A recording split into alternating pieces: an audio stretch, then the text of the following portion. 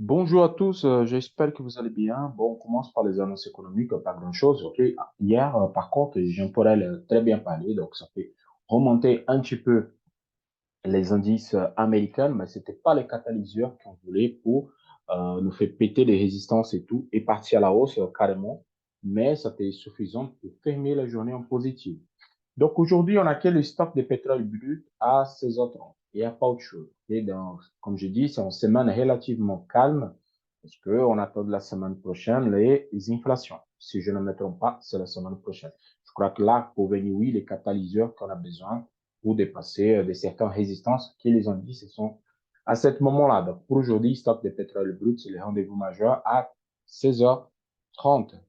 Je passe tout de suite sur le Nasdaq.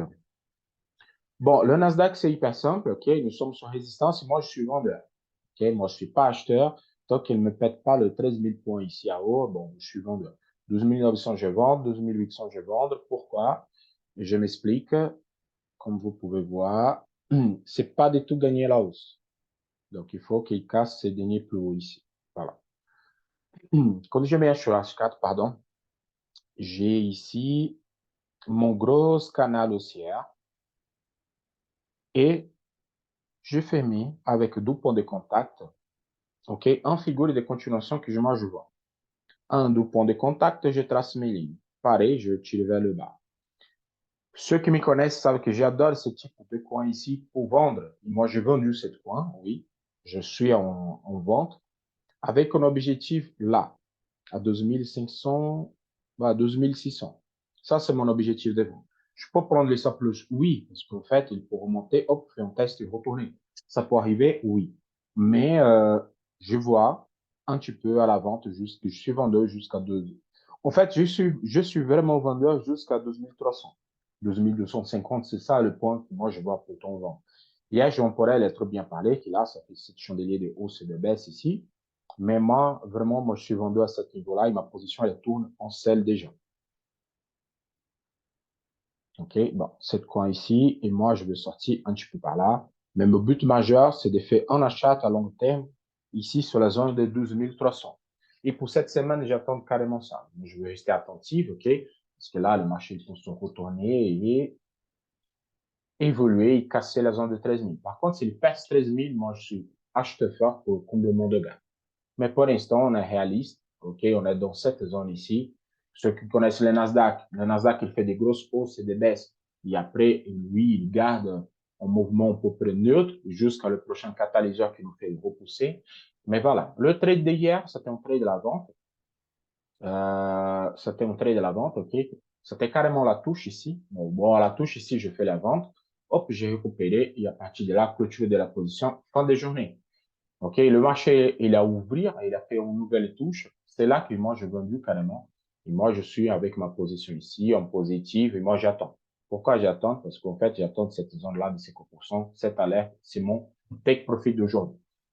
Et mon stop loss, bien évidemment, c'est le dernier plus haut. C'est le cas, c'est le dernier plus haut. Là, je suis obligé de tout clôturer. Et bon, c'est pas grave, les stop loss font partie du marché.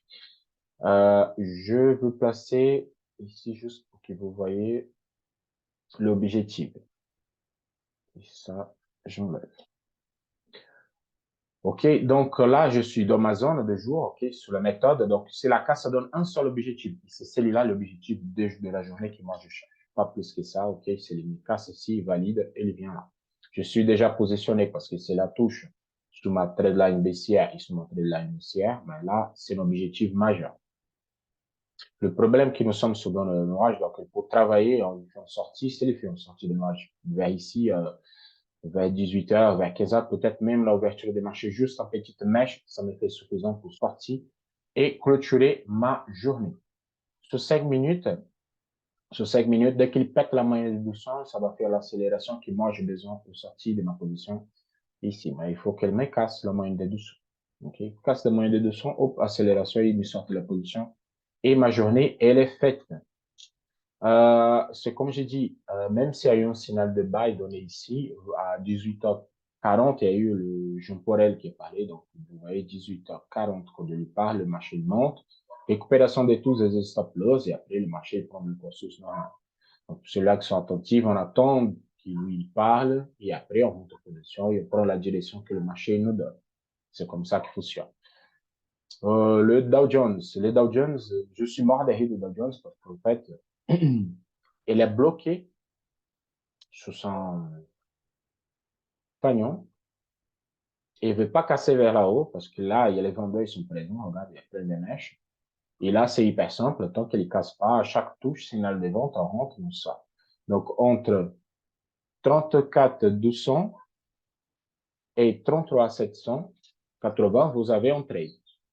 OK? Et là, vraiment, on attend un catalyseur pour casser et après repartir à la hausse parce que les objectifs, c'est trop loin. 35 500 et voire 36 200. Donc, les objectifs, c'est très loin. Et c'est à la hausse. Ou vous pouvez attendre, comme moi, cette touche ici à 30 200 pour 33 200, pardon, pour rentrer en bail. Et c'est ça que j'attends. Une nouvelle touche pour rentrer en bail en toute la hausse. C'est ça le but. OK? Comme moi, je suis patient, je peux attendre tranquillement cette touche. Pour ceux-là qui font de l'intraday, il y a de quoi faire parce qu'ils sont gigantesques range. Et le range, c'est hyper simple. Dès que vous avez la base, on vendra haut, on clôture en bas. On vendra haut et on clôture en bas. Pour ceux-là qui sont plutôt en bail comme moi, OK, on attend un signal de retournement, on rentre au bail. On attend un signal de retournement, on rentre au bail. OK, je vous explique ça plus simplement ici. Voilà. Entrer en bail, on prend le trade. Vous voyez ici, c'est très court. Non, c'est pas court. C'est juste que ici, vous avez 60. OK, 60 points à prendre. Pour ceux-là qui font des scalping, c'est plus que suffisant. Ça, c'est atypique parce que c'est normal, c'est atypique. Mais ici, vous avez un trade, vous tracez les Fibo, hop, au retour de votre 3%, vous rentrez sur les 50 et ça vous donne un trade plutôt par là de 300 pips. OK? Pour ceux-là qui ne comprennent pas ce que je parle, c'est exactement ça. Hop.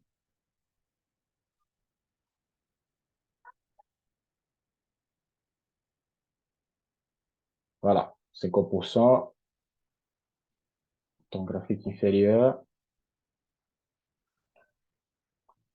Prenez la baisse 15 minutes, retourne supérieur à 23%. OK, c'est hyper simple. Bon, on attend de la casse de 50. 50, elle est là.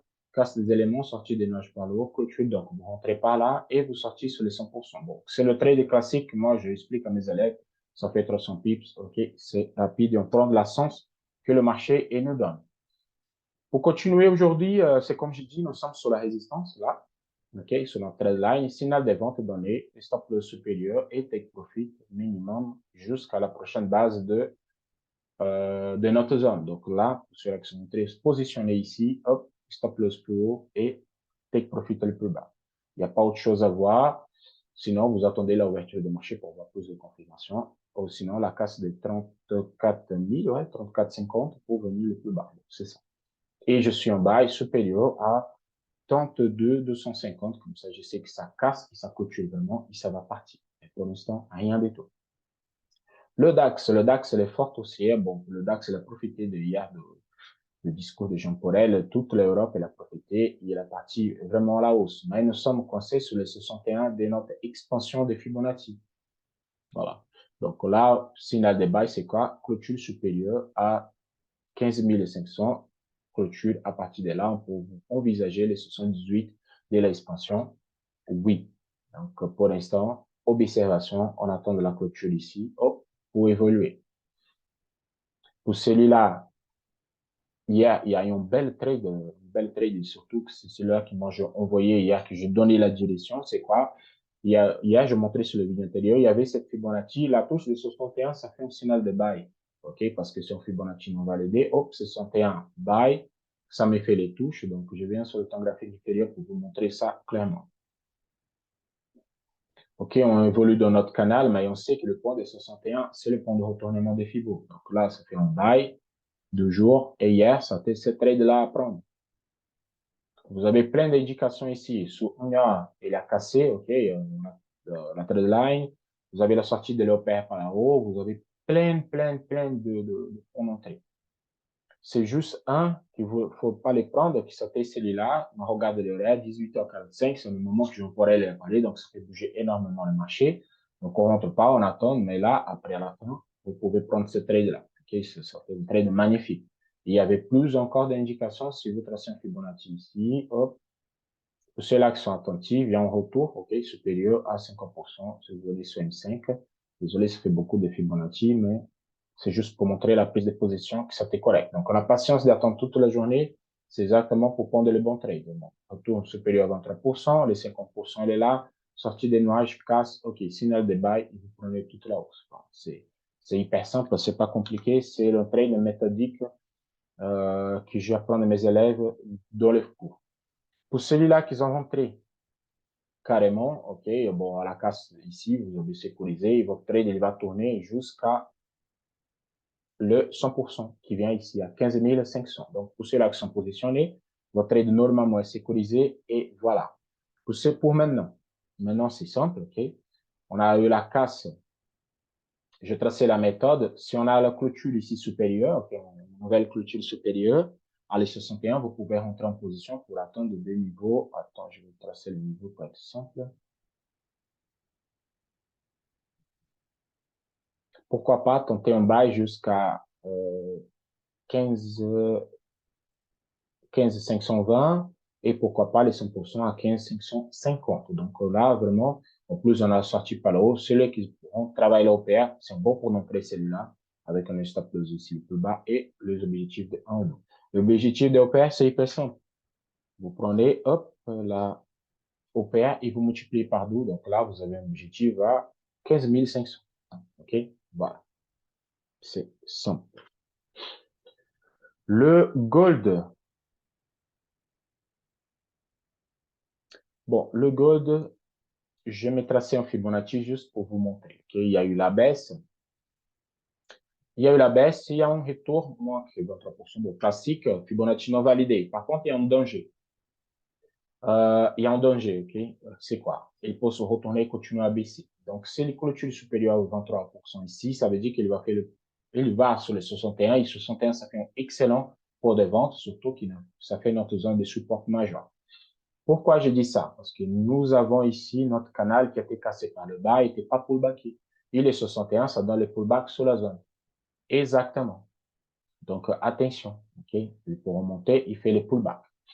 Quand on revient sur notre figure de chartiste qui a été percée, on ne prend pas en compte, bien sûr, hier, parce qu'il y a l'annonce pour elle, ça fait un peu le bordel sur le marché, ça monte, ça descend. Donc, celui-là, je déconsidère parce que c'est les hausses et les baisses normales de discours. Et après, on a une autre validation. Et à partir de là, oui, on peut atteindre des objectifs théoriques. Ah, mais ça monte, ça retourne. C'est normal. Si vous rentrez sur le temps graphique de 15 minutes, vous avez un signal de bail. Donné déjà à l'intérieur par la méthode, ok, je viens accompagner depuis lundi, que ça donne un trade, deux trades, et là, on passe pour le troisième trade avec un niveau pour attendre le 12e niveau déjà. Et quand je pose la méthode, ok, le signal de buy est carrément en sortie. On peut donner trois opportunités pour entrer. Bon, ceux-là qui sont entrés, hop, le trade est sécurisé, on va attendre des niveaux supérieurs. C'est comme ça qu'on fait la lecture. Ok, on fait la lecture. Ce point-là, annonce de marché, on prend pas en compte, ok, c'est l'annonce de Jean Porret. Donc, chaque annonce, c'est normal qu'il y a des signaux. Mais là, c'est la journée à travailler et les objectifs, normalement, pour ceux-là qui ont fait, il est presque à temps. 50% il est passé, donc on sécurise notre trade et on va attendre tranquillement. On attend tranquillement. Donc, je crois que pour les gold, vraiment, je vois en perspective un petit peu haussière. Si elle me dépasse le 23%, si elle dépasse l'objectif théorique, ça veut dire qu'elle continue à monter.